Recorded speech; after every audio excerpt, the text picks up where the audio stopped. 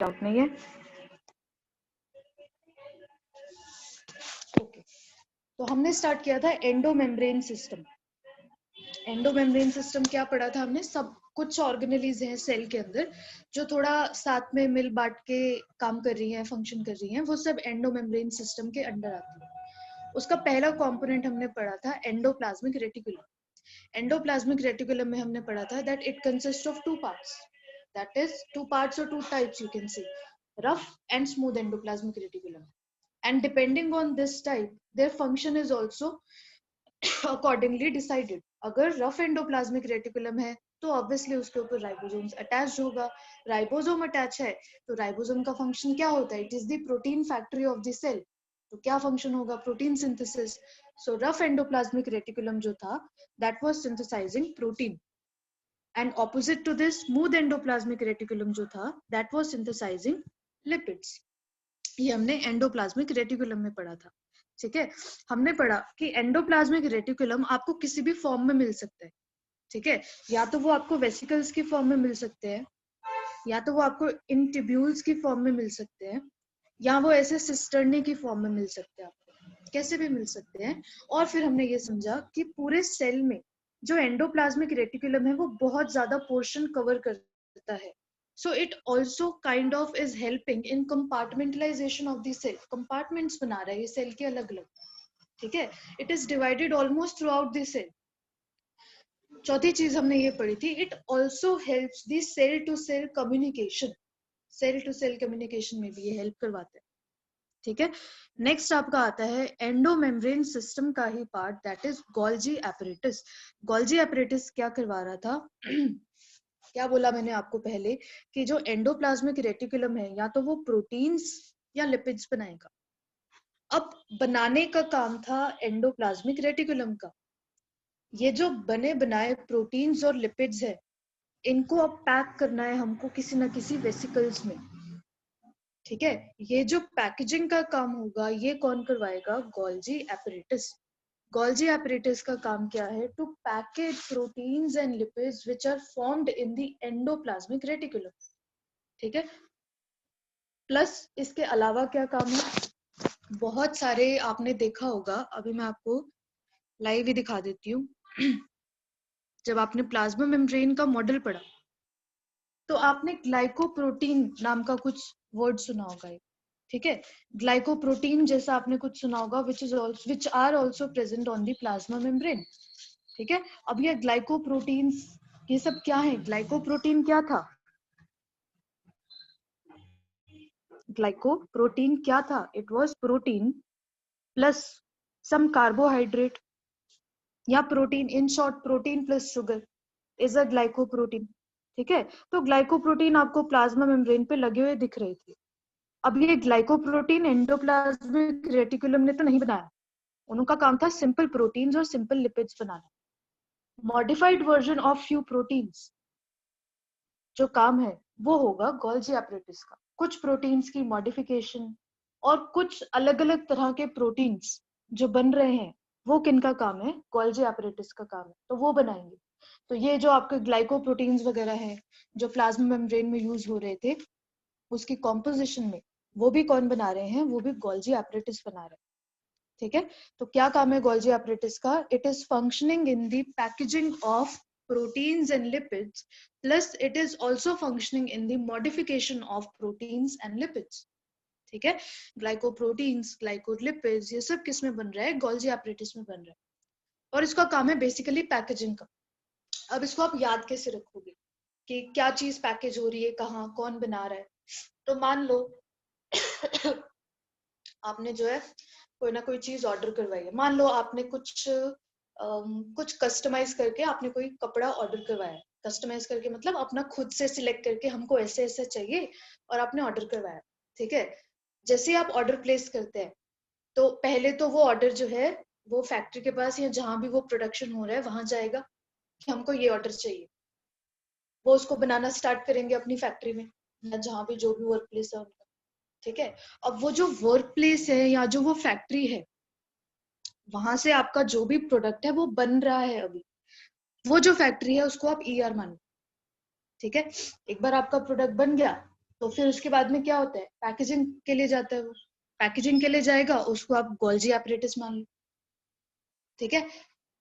एक बार पैकेजिंग के लिए चला गया, पैकेजिंग के बाद उसको ट्रांसपोर्ट करना है अपने को, अब उसको आपके घर के एड्रेस तक या जो भी एड्रेस आपने दिया वहां तक ट्रांसपोर्ट करना है, ठीक है।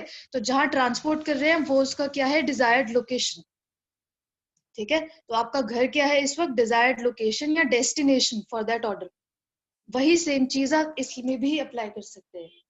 जब आपने ऑर्डर प्लेस किया, सेल ने एक ऑर्डर प्लेस किया एंडोप्लाज्मिक रेटिकुलम को कि भाई ये वाला प्रोटीन बना दो, एंडोप्लाज्मिक रेटिकुलम फैक्ट्री ने ये प्रोटीन बना दिया, प्रोटीन बन गया, अब करानी है इसकी पैकेजिंग ताकि इसको ट्रांसपोर्ट किया जा सके जहां इसकी जरूरत है। मान लो जो सेल का प्लाज्मा मेम्ब्रेन था, उसने ऑर्डर दिया कि मुझे चाहिए हैं कुछ ग्लाइकोप्रोटीन्स, ठीक है। उसके लिए पहले प्रोटीन्स बनेंगे ईआर में, फिर उसके बाद में गोल्जी एपरेटस के पास जाएगा और उसमें थोड़ी मॉडिफिकेशन होगा और मॉडिफिकेशन के साथ ग्लाइकोप्रोटीन्स बनेंगे, फिर वो उसको पैक कर देंगे एक वेसिकल में और ये वेसिकल फिर भेज देंगे प्लाज्मा मेम्ब्रेन के पास। इस तरह से ये ग्लाइकोप्रोटीन प्लाज्मा मेम्ब्रेन के पास पहुंच जाएगा, ठीक है। तो जो गोल्जी एपरेटस है that is functioning in the transport and modification of proteins and lipids, ठीक है। इसके अलावा क्या फंक्शन होता है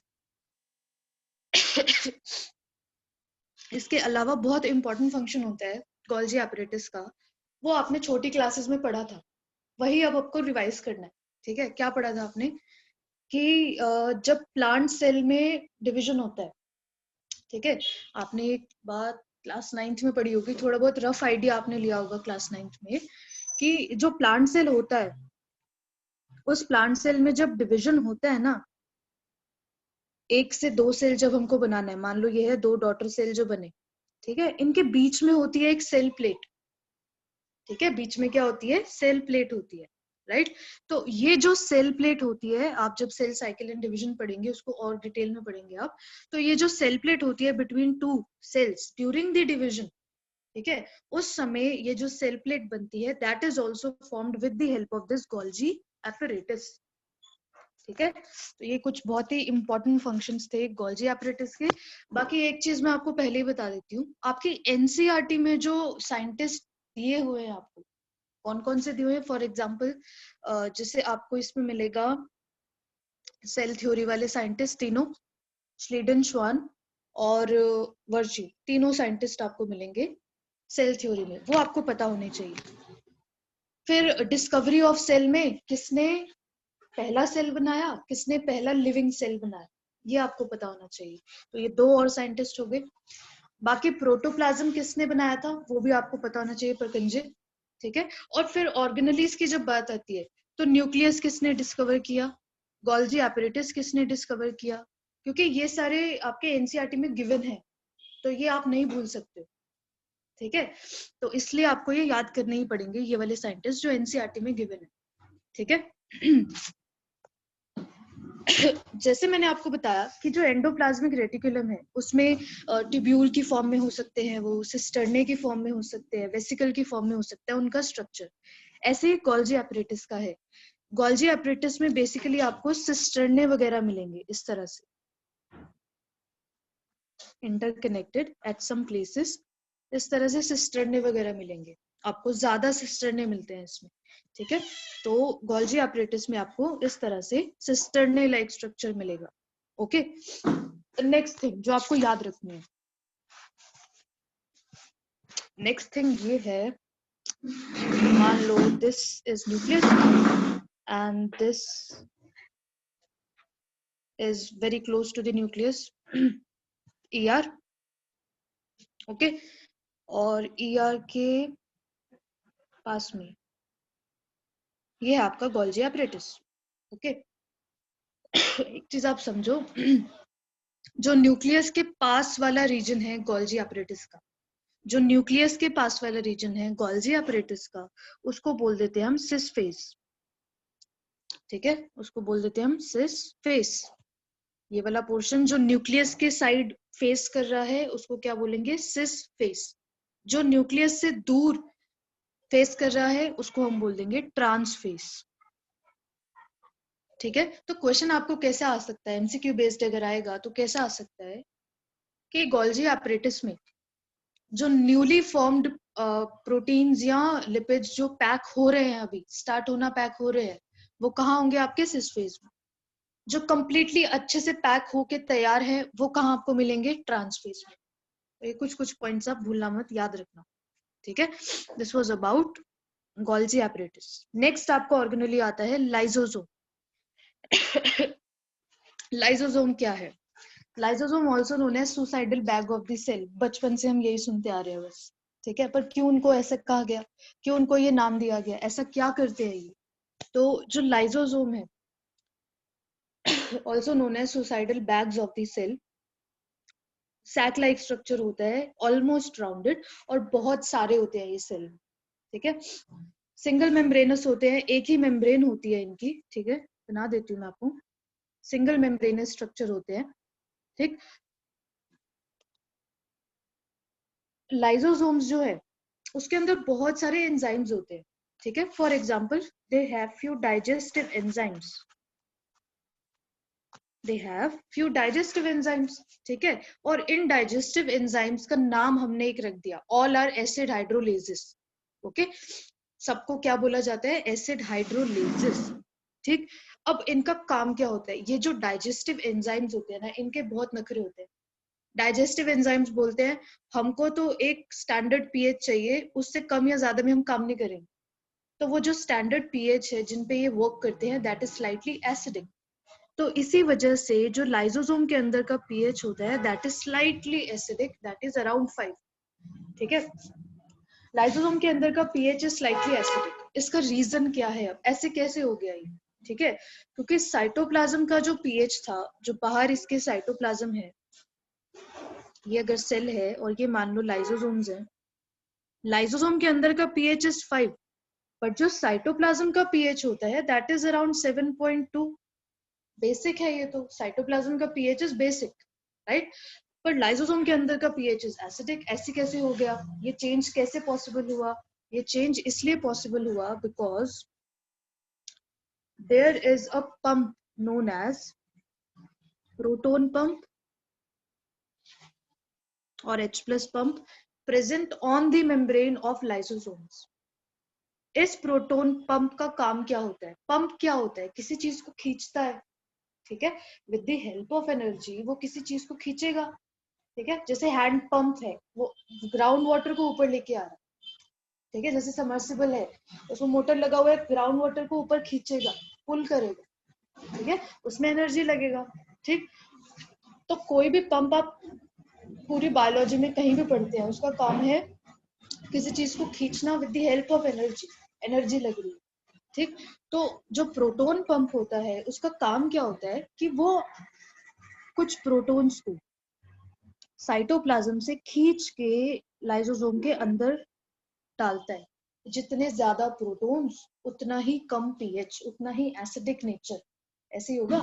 तो लाइसोसोम के अंदर बन जाते हैं बहुत सारे प्रोटॉन्स, जिसकी वजह से हो जाता है लाइसोसोम का पीएच थोड़ा सा एसिडिक, स्लाइटली एसिडिक, ठीक है। और ये एसिडिक पीएच इसलिए जरूरी है क्योंकि लाइसोसोम के अंदर जो एंजाइम्स हैं, जो डाइजेस्टिव एंजाइम्स हैं, उनको काम करने के लिए एसिडिक पीएच चाहिए, अदरवाइज वो काम ही नहीं करेंगे, ठीक है। तो उनकी फंक्शनिंग के लिए हमको एसिडिक पीएच चाहिए है, इसलिए लाइसोसोम के अंदर का पीएच इज स्लाइटली एसिडिक, ठीक। Now, what is another function which you should know about lysosomes? ठीक, यहाँ पे कुछ एंजाइम्स लिखे भी हुए हैं, जैसे ये हाइड्रोलेसिस के एग्जांपल, एसिड हाइड्रोलेसिस मैंने बताया, उनको कॉमनली बोलते हैं। तो कुछ हाइड्रोलेसिस के एंजाइम यहाँ नाम यहाँ बताए हुए हैं, जैसे लाइपेज, प्रोटीएज, कार्बोहाइड्रेलेज, ठीक है। ये सारे के सारे क्या हैं, एक तरह के हाइड्रोलेसिस है, एसिड हाइड्रोलेसिस, इनके एग्जांपल्स है ये, ठीक। लाइसोसोम का एक और बहुत ही इंपॉर्टेंट फंक्शन होता है। फंक्शन क्या होता है कि मान लो कि कोई सेल है और उस सेल के अंदर सिग्नल मिला है कि इस सेल को खत्म करना पड़ेगा, या तो वो बहुत ओल्ड हो चुका है सेल, या तो उसके अंदर बहुत ज्यादा टॉक्सिक प्रोडक्ट्स एक्यूमुलेट हो गए हैं उस सेल के अंदर। तो सिग्नल मिला है इस सेल को कि तुमको तो खत्म होना पड़ेगा। इस सिग्नल के मिलने के बाद क्या होता है, जितने भी लाइसोसोम होते हैं इस सेल के अंदर, जितने भी लाइसोसोम्स हैं, वो सारे के सारे लाइसोसोम क्या करते हैं, बर्स्ट हो जाते हैं और अपने एसिड हाइड्रोलेजेस रिलीज कर देते हैं इसके साइटोप्लाज्म में सेल के। जैसे ही वो अपने एसिड हाइड्रोलेसिस इस साइटोप्लाज्म में रिलीज करेंगे ना, साइटोप्लाज्म की जितनी भी ऑर्गेनेलीज हैं या बाकी जितना भी सामान है वो सब खत्म हो जाएगी और ये सेल धीरे धीरे डाइजेस्ट हो जाएगा।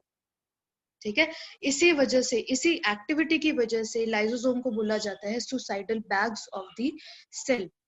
ठीक है, क्योंकि वो जहां जिस सेल में रह रहे हैं उसी सेल को खत्म भी करवा रहे हैं, अपने आप नहीं, अपनी मर्जी से नहीं, पर सिग्नल मिलने के बाद।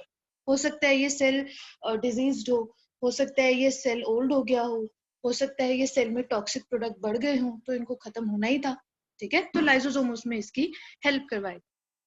एक और चीज बहुत इंपॉर्टेंट जिसमें लाइसोसोम हेल्प करवाता है, वो क्या है आपने सुना होगा कि ड्यूरिंग फर्टिलाइजेशन, फर्टिलाइजेशन के समय में जो एग है और जो स्पर्म है, उन दोनों के न्यूक्लियस जो है उनको फ्यूज होना पड़ेगा, तभी जाके बनेगा जाइगोट। राइट, इसको फ्यूजन तो होना ही पड़ेगा, और फ्यूजन होना पड़ेगा तो जो स्पर्म का न्यूक्लियस है, जो स्पर्म का न्यूक्लियस है उसको हमको एग के अंदर डालना पड़ेगा कैसे भी। अब वो कैसे भी कैसे होगा, सी, अगर इस स्पर्म को अपने न्यूक्लियस को इस एग के न्यूक्लियस के साथ फ्यूज करवाना है, तो इस स्पर्म को इस एग की लेयर को थोड़ा सा डिसॉल्व करना पड़ेगा। क्या करना पड़ेगा, थोड़ा सा डिसॉल्व करना पड़ेगा। ठीक है,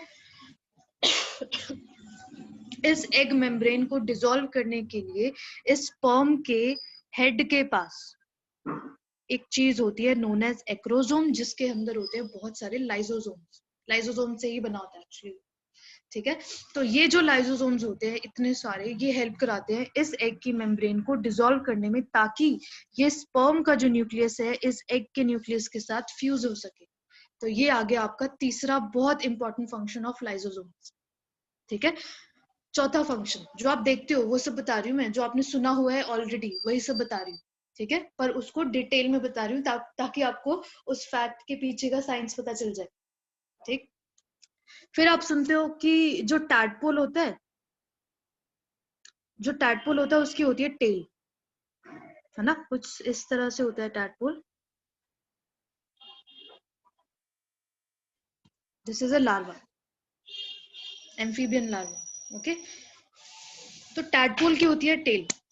ठीक है, फ्रॉग सुना होगा आपने, पंजाबी में तो डड्डू बोलते हैं, हिंदी में पता नहीं क्या बोलते हैं तो फ्रॉग सुने होंगे आपने। ठीक है, एम्फीबियंस है वो सब। ओके, तो उनके जो लार्वा स्टेज होता है, इनिशियल स्टेज, लार्वल स्टेज, ठीक है, वो उसको टैडपोल स्टेज बोलते हैं। टैडपोल की होती है टेल, और जैसे ये अडल्ट बनता है, एडल्ट बनते ही इसकी जो टेल होती है वो हो जाती है गायब। ठीक है, टेल हो जाती है इसकी गायब, कोई टेल प्रेजेंट नहीं होती एडल्ट में। ऐसे कैसे हो गया, टेल कहाँ गई? तो उस टेल को डिसॉल्व करने के लिए जो हमको चीजें चाहिए थी, वो सब चीजें किसने दी, लाइसोसोम ने दी। इस टैडपोल के अंदर जितने सेल्स थे टेल में, उनमें लाइसोसोम्स थे। उन्होंने क्या किया कि उन सारे सेल्स को धीरे धीरे धीरे धीरे खत्म कर दिया, and finally the result was that the tail was lost when it developed into an adult. ये सब सिग्नलिंग अंदर चलता है। ठीक है, तो in the adult stage the tail is absent, but in the larval stage the tail is present. So this loss of tail from larva to adult stage is also facilitated by the lysosomes. Okay, तो ये एक और बहुत important function है lysosomes का। ठीक, so this was about lysosomes. Next देखते हैं organelle vacuoles. Vacuoles endomembrane system का अगला ही पार्ट है। अब वैक्यूल्स में इतना क्या खास है कि हम उसको अलग से पढ़ रहे हैं? खास ये है कि वैक्यूल जो है they help in storage of food या वेस्ट मटेरियल। ठीक है, वैक्यूल्स जो है वो एक ही लेयर से बने होते हैं, सिंगल मेम्ब्रेनस होते हैं, और उस लेयर को बोल देते हैं टोनोप्लास्ट। क्या बोल देते हैं उस लेयर को? टोनोप्लास्ट बोल देते हैं। अब वैक्यूल टर्म जो है वो आपने सबसे पहले कब सुनी होगी? जब आपने अमीबा के बारे में जानना स्टार्ट किया होगा अपनी लाइफ में, तब। ठीक है, तो कब क्या सुना आपने उस समय कि जो अमीबा होता है आसपास जो भी फूड पार्टिकल होते हैं ना, उसको वो फेगोसाइटोसिस के थ्रू, ये मान लो ये फूड पार्टिकल है बाहर, उसको फेगोसाइटोसिस के थ्रू अपनी बॉडी के अंदर ले लेंगे अमीबा। ठीक है, जब इस फूड को इनको अपनी बॉडी के अंदर लेना होता है ना, तो उससे पहले ये इस फूड को एक वैक्यूल में डाल देते हैं, एक बैग लाइक स्ट्रक्चर में डाल देते हैं। This vacuole was food vacuole, जो आपने अमीबा में पढ़ा था। ठीक है, एक और तरह का वैक्यूल जो होता है दैट इज कॉन्ट्रेक्टाइल वैक्यूल। अब अमीबा है, आपको पता है, ऑल्दो सिंगल सेल्ड है पर सारी लाइफ प्रोसेसेस शो करता है अमीबा भी। खाना अंदर तो ले लिया उसने, अंदर ले लिया एक बार, उसके बाद क्या करेगा, जो इसको इसमें से सामान चाहिए वो सब एब्जॉर्ब कर लेगा, और जो नहीं चाहिए सामान, मान लो ये नहीं चाहिए सामान उसको इसमें से, वो अगेन एक वैक्यूल में इकट्ठा करके स्टोर करके डाल देगा और अपनी बॉडी से बाहर इसको फेंक देगा। ये वाला जो वैक्यूल आपने अमीबा में सुना था, दिस वाज कॉन्ट्रेक्टाइल वैक्यूल। ठीक है, जो अंदर ले रहा था खाने को दैट वाज फूड वैक्यूल, जो बाहर फेंक रहा है वेस्ट प्रोडक्ट को that was contractile vacuole in case of amoeba. Plants में आप क्या खास बात देखते हैं वैक्यूल की, कि जो प्लांट सेल होता है उसका मैक्सिमम पोर्शन जो होता है that is covered with vacuole. सबसे बड़े वैक्यूल्स आपको प्लांट सेल्स में मिलेंगे। ऐसा क्यों? बिकॉज वैक्यूल जो है उसके अंदर है बहुत सारा water and other things. Plant cell को अगर श्रिंक होना है, प्लांट सेल को अगर स्वेल होना है, या प्लांट में मूवमेंट्स करवानी है, तो उसके लिए वैक्यूल बहुत इंपॉर्टेंट रोल प्ले करते हैं। अगर प्लांट्स में मूवमेंट करवानी है, मान लो प्लांट सेल को थोड़ा स्वेल होना है, बड़ा होना है, तो वैक्यूल के अंदर वाटर ये लोग डाल देंगे, फूल जाएगा, सेल भी फूल जाएगा। प्लांट को श्रिंक होना है, वैक्यूल के अंदर से वाटर बाहर निकाल दो। तो प्लांट मूवमेंट में, प्लांट स्ट्रक्चर में, प्लांट शेप में वैक्यूल बहुत बड़ा रोल प्ले करते हैं। दूसरी चीज आपने देखा होगा बहुत सारे जो वैक्यूल्स होते हैं उसके अंदर होते हैं पिगमेंट्स, कलर्स। ठीक है, फॉर एग्जांपल कुछ वैक्यूल्स होते हैं उसमें होते हैं एंथोसाइनिन्स। एंथोसाइनिन क्या होते हैं, कुछ फ्लावर्स और फ्रूट में कलर प्रोवाइड करवाने का हेल्प करवाते हैं। तो वैक्यूल के आप काम देख लो कितने सारे हैं। फूड स्टोरेज में भी हेल्प करवा रहा है, वाटर स्टोरेज में भी हेल्प करवा रहा है, प्लांट मूवमेंट में भी हेल्प करवा रहा है, और साथ ही साथ कलर भी शो करवा रहा है। ठीक है बहुत सिंपल सा स्ट्रक्चर, बट इसके फंक्शन है बहुत ज्यादा अनेक। ठीक है, तो ये वैक्यूल जो था, ये लास्ट आपका पोर्शन था फॉर द एंडोमेम्ब्रेन सिस्टम। ठीक, क्या क्या पढ़ा आपने एंडोमेम्ब्रेन सिस्टम में? आपने पढ़ा है इसमें endoplasmic reticulum, Golgi apparatus, lysosomes and vacuole. ये आपने सबके सब किसमें पढ़ा है? एंडोमेम्ब्रेन सिस्टम में। ठीक है, नेक्स्ट आपका जो ऑर्गेनली आता है दैट इज माइटोकॉन्ड्रिया। माइटोकॉन्ड्रिया क्या है? अब आपने बचपन में जो माइटोकॉन्ड्रिया पढ़ा था, वो माइटोकॉन्ड्रिया तो पावर हाउस था, बस यही पढ़ा था आपने, that mitochondria is the power house of the cell. But why is it known as the power house of the cell? कहाँ से आता है वो पावर इस माइटोकॉन्ड्रिया के पास? ठीक है, वो अब आपको समझना है कि हाउ पावर इज जनरेटेड और energy is generated in mitochondria. उससे पहले आपको क्या समझना पड़ेगा, what is the structure of mitochondria. जब तक आप स्ट्रक्चर नहीं समझेंगे तब तक आप फंक्शन भी नहीं समझ सकते हैं किसी भी ऑर्गेनली का। ठीक है, so this is a mitochondria. बहुत ही सिंपल सा स्ट्रक्चर बनाया हुआ है इसमें माइटोकॉन्ड्रिया का। ठीक है, NCERT is like the simplest book, plus NCERT simplest होने के साथ साथ सबसे ज्यादा नॉलेज भी लेके चलती है अपने अंदर। आपको पहले भी बताया था मैंने, जितनी बार आप एनसीईआरटी पढ़ोगे उतनी बार आपको कुछ ना कुछ नया सीखने को या नया याद करने को मिलेगा। ठीक है, so mitochondria consist of an outer layer which is continuous, you can see, and an inner layer which is discontinuous, because at some interval of space some finger like projections are seen in the inner mitochondrial membrane, right? इसके साथ साथ mitochondria के अंदर क्या है देखो, इनकी जो फिंगर लाइक प्रोजेक्शंस होती है ना अंदर, उनके ऊपर लगे होते हैं बहुत सारे बल्ब। ठीक है, बहुत सारे लगे होते हैं इनके ऊपर बल्ब। अगर मैं एक आपको बना के दिखाऊं तो इस तरह से ये बल्ब लाइक स्ट्रक्चर लगे होते हैं इन पे। इन बल्ब लाइक स्ट्रक्चर को हम लोग बोल देते हैं ऑक्सीजोम्स जब हम बच्चे थे, पर क्योंकि अब हम बहुत बड़े हो गए हैं तो अब हम इनको ऑक्सीजोम्स नहीं बोलेंगे, अब हम इनको बोलेंगे F0, F1 पार्टिकल। ये जो F0, F1 पार्टिकल होते हैं, ये होते हैं actual factory of production of ATPs. Actual factory for the production of energy, और इन्हीं की वजह से माइटोकॉन्ड्रिया को बोला जाता है power house of the cell. Mitochondria इसके साथ साथ और भी बहुत सारी प्रॉपर्टीज शो करते हैं। सबसे पहली प्रॉपर्टी है कि इनके पास होता है अपना सर्कुलर डीएनए, अपना डीएनए खुद कैरी करते हैं। इनके पास होता है अपना सर्कुलर डीएनए, प्लस इनके पास होता है अपना खुद का ribosome, that is 70s ribosome. आपको पहले ही बताया था मैंने, यूकेरियोट्स में, माइटोकॉन्ड्रिया और क्लोरोप्लास्ट में आपको 70s राइबोसोम मिलेगा। ठीक है, अपना राइबोसोम है, अपना डीएनए है, किसकी जरूरत है इनको? ठीक, तो ये जो माइटोकॉन्ड्रिया और क्लोरोप्लास्ट आप पढ़ते हैं, ये दोनों स्ट्रक्चर जो है ये आगे डिवाइड होके नए स्ट्रक्चर खुद के बना सकते हैं, खुद ही बना सकते हैं, इसलिए उनको ऑटोनोमस, सेमी ऑटोनोमस बॉडीज बोला जाता है, इसलिए इनको। ठीक है, because they have their own DNA, तो अपना इंफॉर्मेशन ये खुद पास ऑन कर सकते हैं। ठीक, they have their own ribosome, अपने प्रोटीन ये खुद बना सकते हैं, right. They have their own all things, like this is like organelle within an organelle. ठीक है, तो माइटोकॉन्ड्रिया जो है that is like complete self cell है, इनके पास कंप्लीट पूरा सेल है, जितना सेल के पास सामान होना चाहिए वो एक इकलौते माइटोकॉन्ड्रिया के पास भी है। अपना डीएनए है, अपना राइबोसोम है, सब सामान अपना खुद का है, एटीपी भी बना रहे हैं। ठीक है, इसलिए इनको सेमी ऑटोनोमस बॉडी भी बोलते हैं, अपना काम खुद कर लेते हैं। ठीक, तो नेक्स्ट क्लास में हम लोग स्टार्ट करेंगे with the next organelle, that is the mitochondria के फंक्शन से स्टार्ट करेंगे, फिर हम राइबोसोम और प्लास्टिड्स करेंगे। Okay, this was all about today. Thank you.